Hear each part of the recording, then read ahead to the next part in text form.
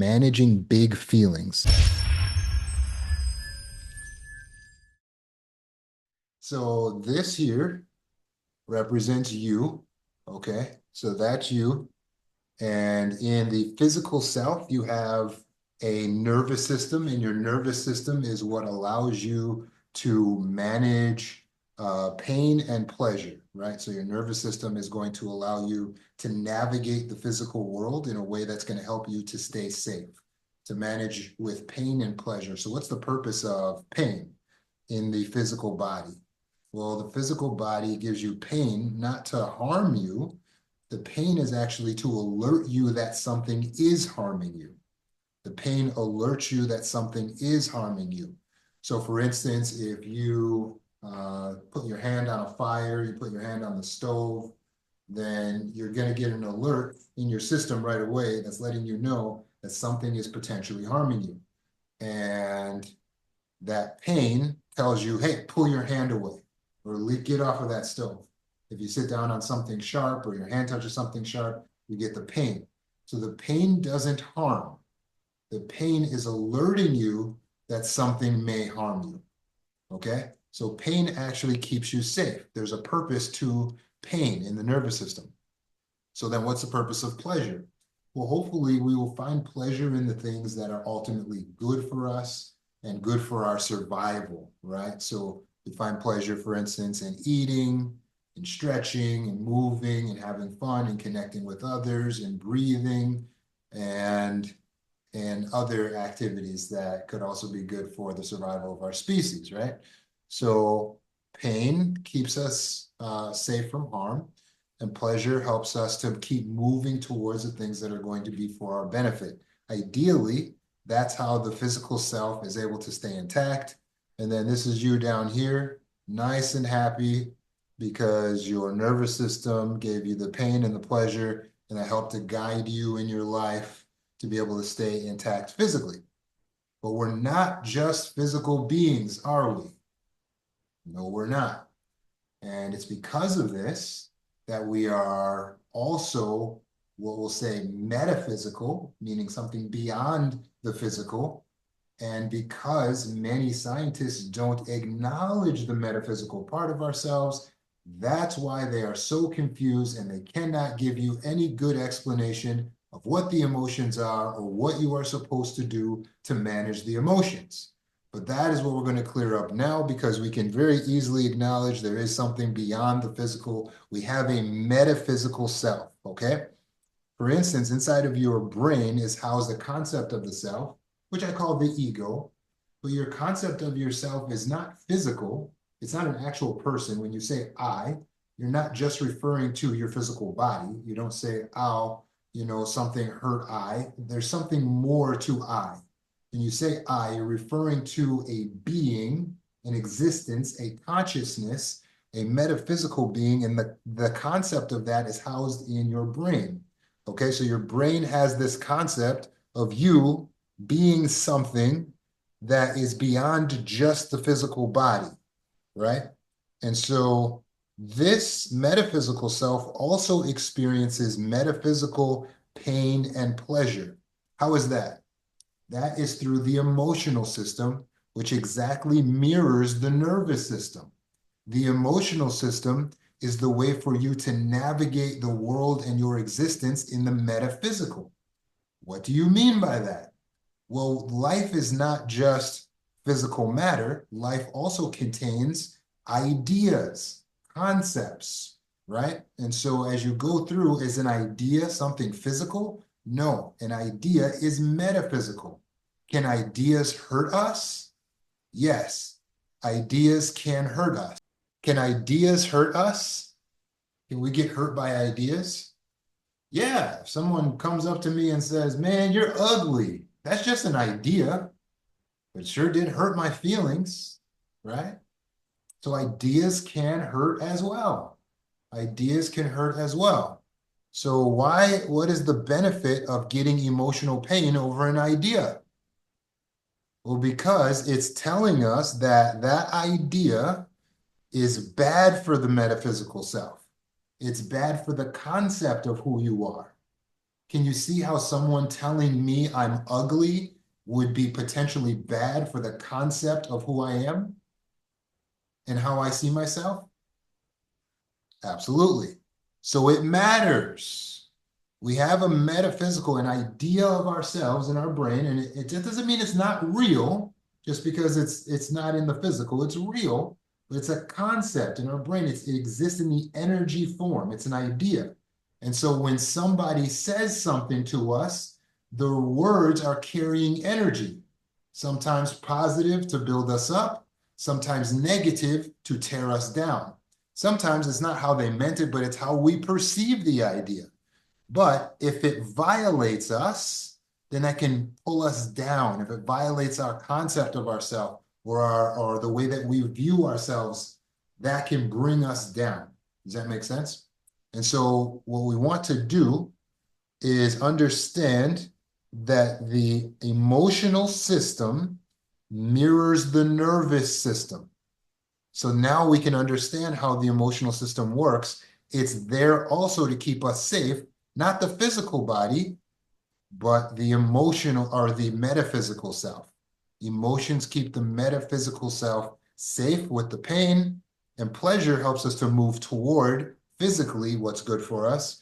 Emotional pleasure also helps us to move toward emotionally, metaphysically what's good for us. When people tell us things that align with who we are, with our values, with what we believe in, then we get a pleasure, a sensation inside of us that feels good.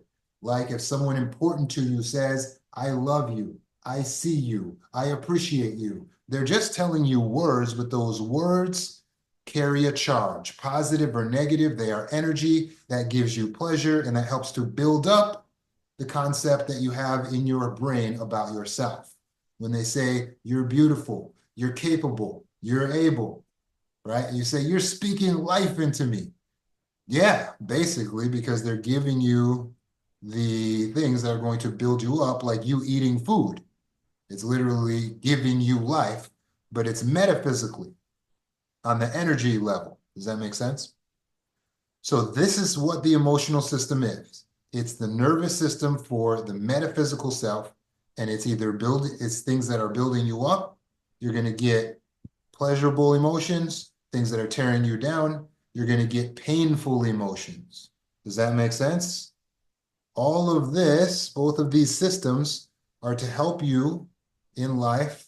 If you get pain, it's telling you that something is detrimental for you. When you get pleasure, it's telling you that something is beneficial for you. Making sense? So we want to get more things that are beneficial for us, both for the physical body, but today we're talking about the metaphysical self. We want to move towards having the emotions that are pleasurable and therefore more beneficial things. So we need to take in concepts that are beneficial to us. What are beneficial concepts? That's when people tell us things and say things that are kind to us. That's when we tell ourselves things that are kind to us. So we're building ourselves up. That is therefore then to our benefit. And this is you right here. Look at how happy you are when both physically and metaphysically you are getting things to your benefit. Making sense? Good. So the emotions no longer have to be a mystery to you, even though they're a mystery to scientists and many doctors who still don't understand what the heck this thing is. It's because they're ignoring that you have a metaphysical energy part of yourself. You need some way of navigating that. That's what the emotions are there for. They're to let you know, oh, this feels good. The touch of a lover. I like this. This is good for me. Or, oh, this feels bad. Something in my reality is conflicting with my values. So to understand how to navigate the emotions, then we need to understand what the metaphysical self is made up of in the energy realm. And so if we were to put this into English somehow, we would call this the values. We would call what the metaphysical self is made up of the values. So you are your values on an energetic level. What is values? Values are the things that are important to you, right? What's important to you? Your beliefs, are a part of your values. It could be material things that are important to you. It could be a person in your life that's important to you. It could be your children. It could be your pets. It could be your business. It could be anything. It can be ideas like loyalty, friendship. Those are your values. The values are the self. Do you understand? The values are the self. They're synonymous with each other.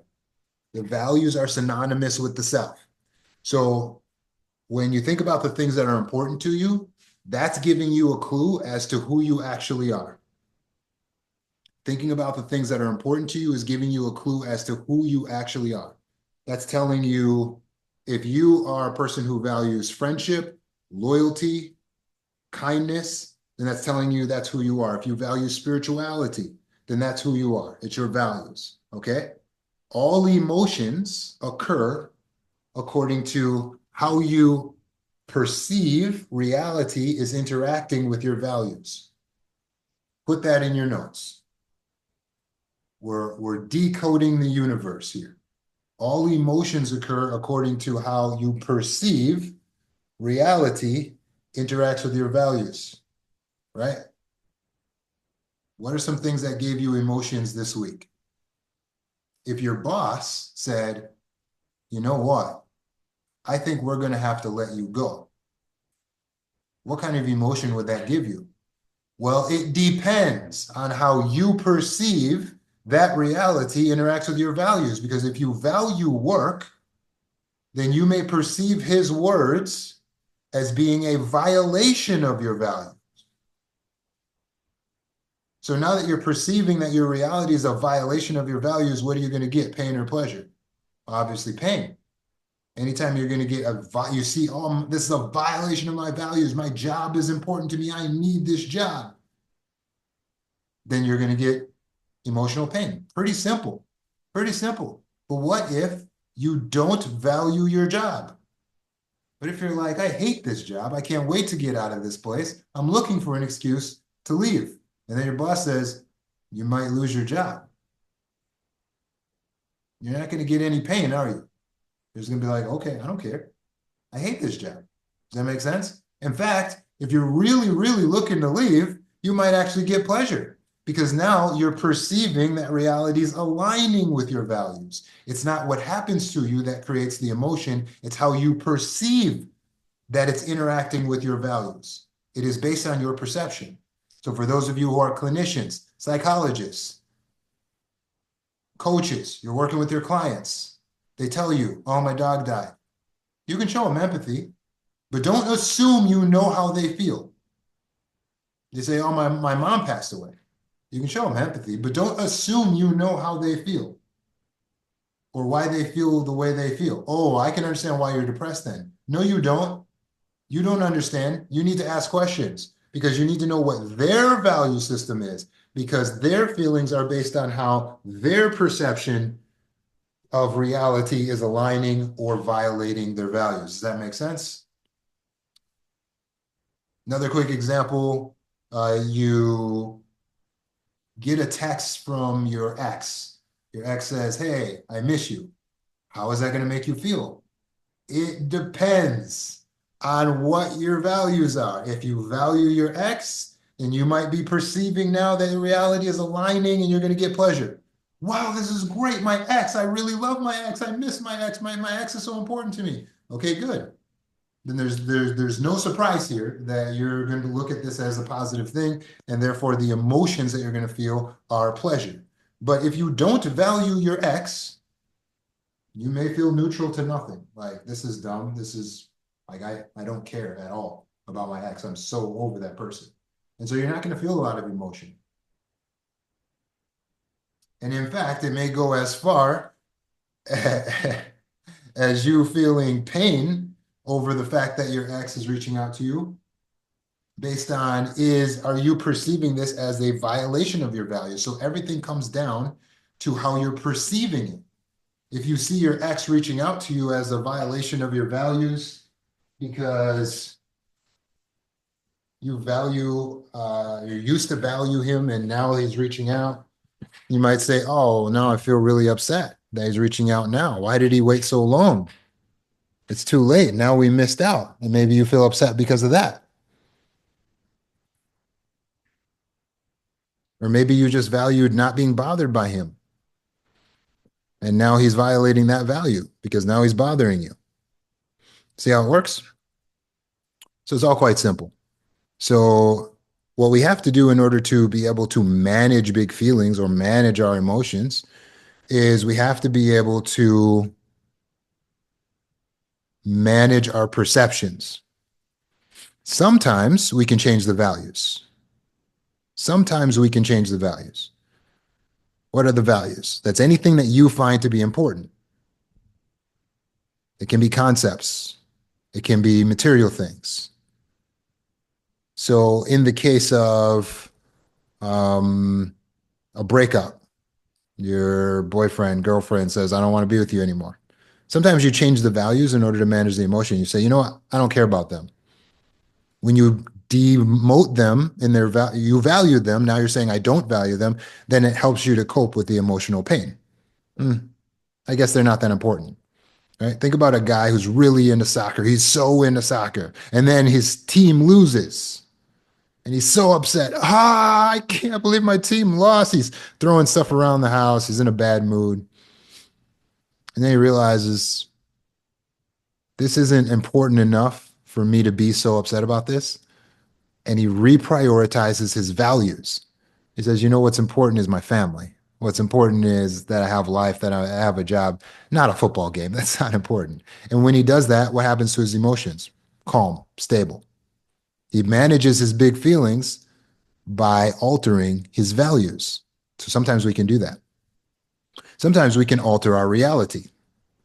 What are some examples of that? You go in the house and you're stressed out because it's a mess.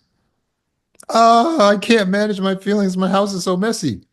Well, you could clean your house. And after it's clean, you'll be surprised. Wow, now that my house is clean, there's nothing violating my values. I changed my reality. Sometimes we can just change the reality. I'm upset that I don't have a job. Well, you could get a job. I don't like it. I don't like this job that I'm at. This job that I'm at is sucking my soul away. It's making me unhappy. You could leave the job that you're at. This relationship I'm in is just not good for me. It's toxic. You could leave the toxic relationship. My mom is toxic. You could cut your mom out of your life. Sometimes we need to take action on the physical reality level and just change the actual reality. One of the biggest examples of this is cutting off what is toxic and enforcing boundaries. Enforcing boundaries is where we actually alter the physical realm because someone didn't respect us in the energy realm. Again, we actually alter the physical realm. We take a physical action because someone didn't respect us on the energetic realm. What is, oh, help me understand this. What am I talking about here? Well, imagine you're at a party out in public somewhere or a festive event, and then there's a person who keeps harassing you. They keep bothering you. They're harassing you. They're bothering you. So you set a boundary, which is to tell them energetically. It's just words, right? Hey, your energy I'm not liking, so I need you to take this energy of words that I'm telling you and change your action. So you tell them, hey, could you please not sit so close to me? Can you please not touch me? Can you please stop harassing me? Something like that. Those are boundaries. Giving them a rule, a limitation that you've created. That's a boundary. Okay. So what happens? Well, if they respect the boundary, nothing.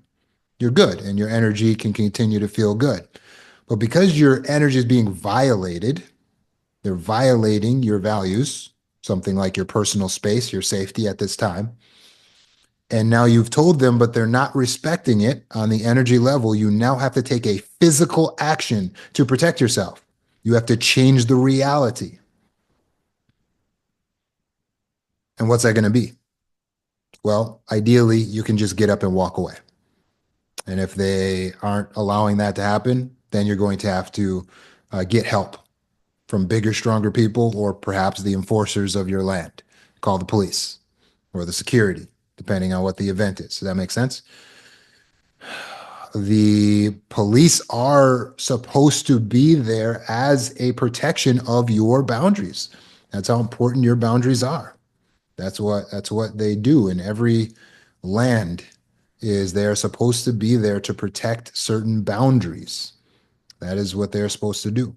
That's how valuable your boundaries are. That's how important the rules that you set are.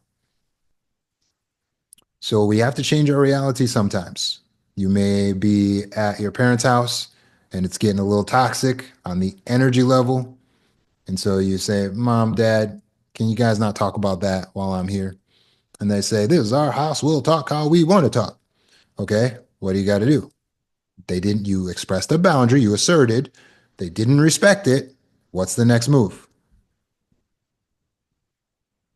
What do we do after we assert a boundary and somebody doesn't respect it? Correct, Tori?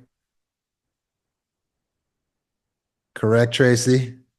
Correct, Rena. Enforce. Yes, thank you. Okay. Okay, you guys are awake. Absolutely. When someone doesn't respect the boundary, you've asserted yourself, you gotta go to enforcement. Can we enforce before asserting? You can enforce anytime you want. You're the king, you're the queen of your nation.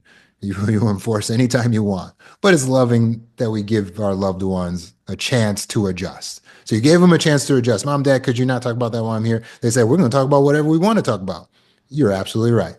Pick up your stuff, you take your ball, and you go home. That's how we enforce our boundary. We remove ourselves. If they're inside our house, we kick them out. If they don't respond to us telling them that they have to leave, then you know who you need to call. Unfortunately, sometimes it just be like that. Are you serious? You're telling me that I should call the police on my adult children? Yeah, if you told them to leave and they don't leave, yeah, that's what the law is for. If it's your house, on my own parents, yeah, if you tell people to respect your boundaries and they don't respect your boundaries, it's like, I don't, hey, I gotta, you can leave, but it's your house. So if you need to stay in your house, then the next thing is that you have to get some help to remove these people that don't want to respect the law. Making sense? Sometimes we got to alter the reality. The one thing, though, that we can always change is the perception. Because sometimes we say, I can't really change my values in this situation, or I choose not to.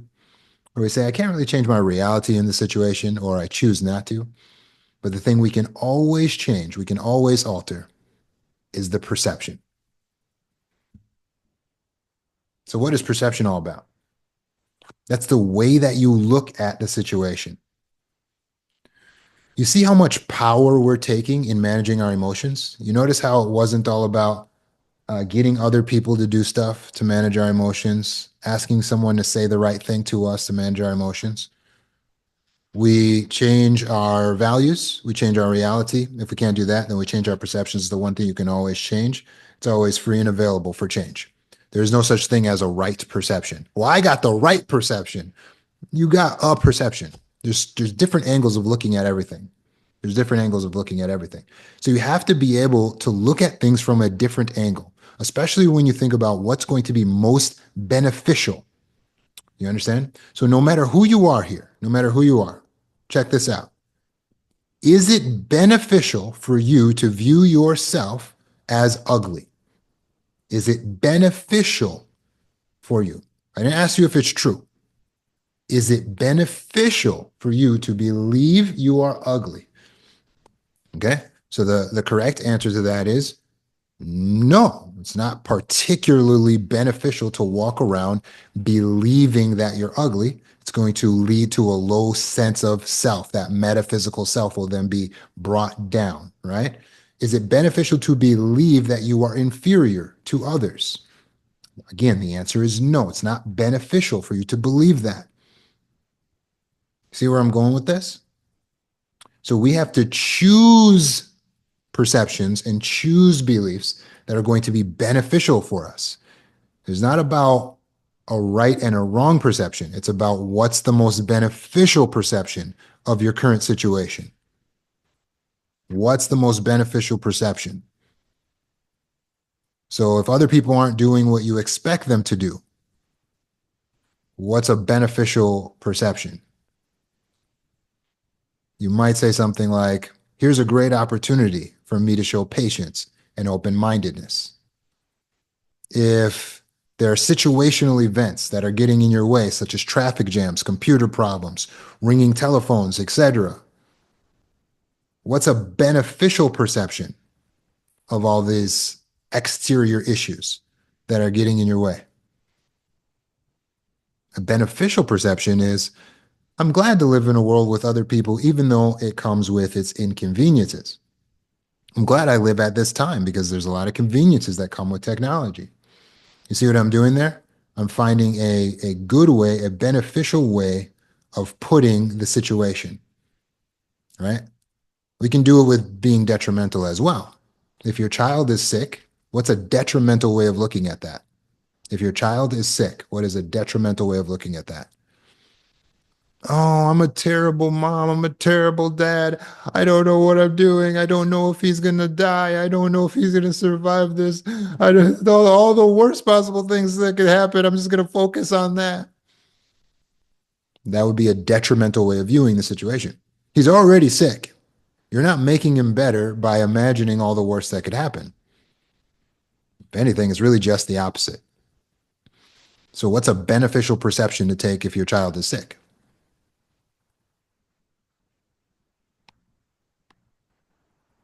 What's a beneficial perception, a way of looking at it if your child is sick that will be beneficial to you and the child? Kids get sick. He'll be better soon. This is something I can overcome. Let me think about and focus on ways that I can help him, ways that I can make him better. Let me focus on potential recovery. Let me remain calm and find a way to nourish both the child and myself. This might make their immune system stronger. He's going to survive. Why am I choosing the perception he's going to survive instead of the perception he's going to die when I don't know either way? Why am I choosing the perception he's going to survive rather than the perception he's going to die when I don't know either way?